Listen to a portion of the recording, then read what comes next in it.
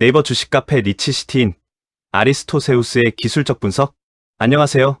아리스토세우스 인사드립니다. 12월 2주 수익은 많이 내셨나요? 12월 3주 나스닥 그리고 코스피 코스닥의 추세 형태는 어떻게 변화될까요? 지금부터 기술적 분석으로 상세하게 풀어드리겠습니다. 코스닥 지수 현재 단기적으로 일목정배열 형태를 만든 시점이며 현재 단기적으로 추세 강도는 강세권이긴 한데 단기 투자자들의 기대 수익률은 마이너스라 할 수 있습니다. 물론 추매는 강하게 계속 이어지고 있습니다.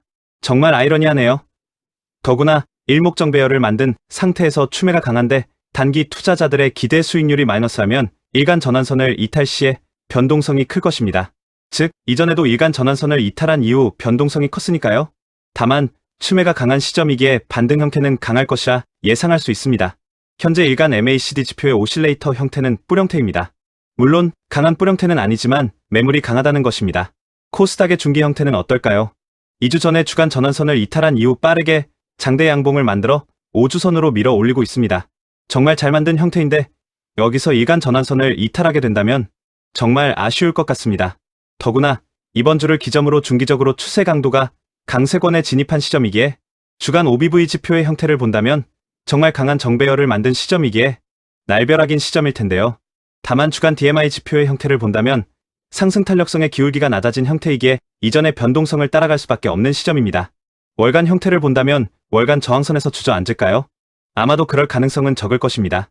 즉 2020년 이후 12월을 기점으로 추매가 뒷받침된 시점이기 때문에 나스닥 조정으로 조정을 겪는다고 할지라도 중기적인 그물망 정배열 확장은 계속 이어질 것이라 예상을 해야 할 것입니다. 그리고 일목정배열 형태를 유지하려는 흐름을 보일 것입니다. 지금부터는 코스피의 추세 형태를 살펴보겠습니다. 중기적으로 이전 일목정배열 변곡점보다 더 강한 정배열을 만들었습니다.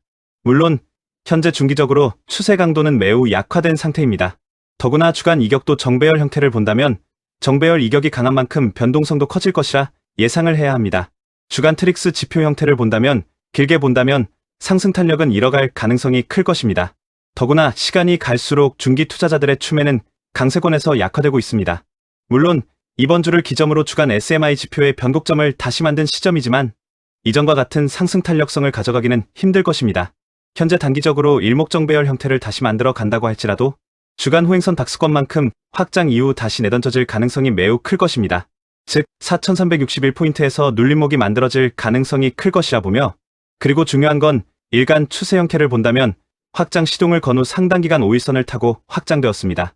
따라서 이전과 달리 일간 전환선을 타고 가는 일목정배열로 확장된다면 조정 시에 강한 조정 형태로 이어질 것이라 예상을 해야 할 것입니다.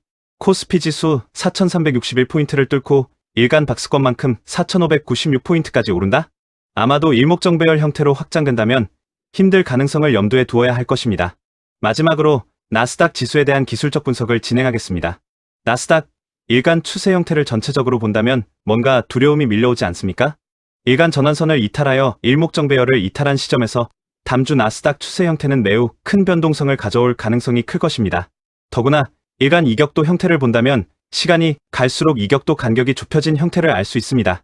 그리고 일간 차트가 360틱 차트라고 가정을 한다면 360틱 62평선을 한번 이탈한 이후 다시 회복 후에 강한 확장을 만들어가기는 어렵습니다. 즉 나스닥은 이제 강한 조정 단계에 곧 진입할 가능성을 열어두어야 할 것입니다. 그 시발점은 이미 주간 전환선을 이탈한 시점부터 시작되었습니다. 즉 투자자들이 이제 지갑을 닫고 있는 것이기에 매물 부담은 점진적으로 커질 것입니다. 물론 본격적인 악몽은 20주선을 이탈할 때 시작될 것입니다. 나스닥 결국 언젠가 20월선에 수렴하는 조정 형태가 만들어질 것이라 보며 20월선에 빠르게 수렴할지 아니면 느리게 수렴할지가 관건일 것입니다. 지금까지 코스피, 코스닥 그리고 나스닥 지수에 대한 추세 형태를 살펴보았습니다. 나스닥의 현재 추세 형태로 본다면 만약에 코스피가 나스닥과 다른 디커플링으로 확장된다면 어쩌면 개미 투자자들이 추후에 엄청난 혼란 속에 빠져들 수 있을 것 같습니다. 즉 다음 주부터라도 이제 현금을 비축하는 단계로 접어드는 것이 어떨지 한번 고민해 볼 시점일 것입니다.